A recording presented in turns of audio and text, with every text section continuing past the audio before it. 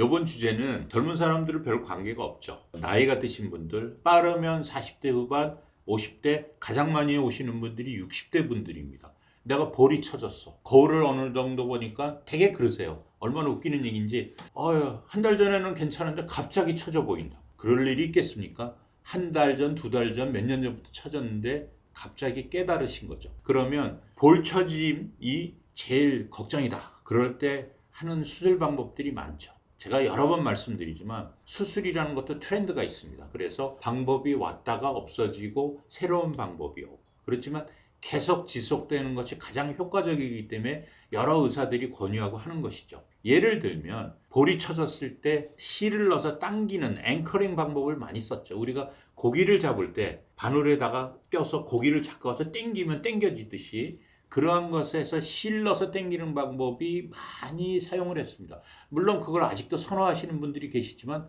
요새 저는 거의 안 합니다. 왜? 효과가 오래 가지 못하고 없기 때문입니다. 특히 녹는 실은 효과가 없고 안 녹는 실로 이렇게 당기는 경우가 있죠. 그래서 당기는 방법이 여기를 찢냐, 여기를 찢냐, 여기를 찢냐, 뭐 여러 가지 방법에서 말을 붙여서 막 내게 좋다, 내게 좋다 얘기하지만 기본적으로 중력에 반해서 이 늘어진 피부를 당기고 있어야 되는 겁니다. 그러면 뭐가 가장 효과적일까요? 늘어진 피부를 제거하고 당기는 게 가장 효과적입니다. 그러면 수술을 해야 되는 거 아니야? 무섭네? 그런 어려움이 있죠. 그래서 요새는, 물론 요새도 아니죠. 옛날에도 있던 방법입니다. 전체적으로 절개를 머리부터 귀 앞으로 해서 뒤로 해서 이렇게 하는 전통적인 안면 거상술을 많이 어려워하시기 때문에 요새는 어디가 가장 많이 늘어질까요?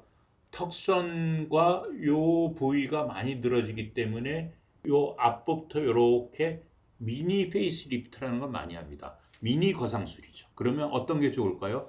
되게 수면 마취를 안 하고 하셔도 되고 부분 마취로 해서 또 수술의 효과를 위해서 우리가 당길 수 있는 피부와 그 밑에 있는 스메스라는 근육층을 다 당겨서 교정을 할 수 있기 때문에 어느 정도 가장 효과적인 수술이 되고 수술용도 거의 보이지 않습니다. 그래서 요새는 미니 페이스리프트, 부분 안면 거상술을 많이 권유하고 회복도 빠릅니다. 대개 한 2주 정도가 되면 거의 정상에 가깝게 됩니다.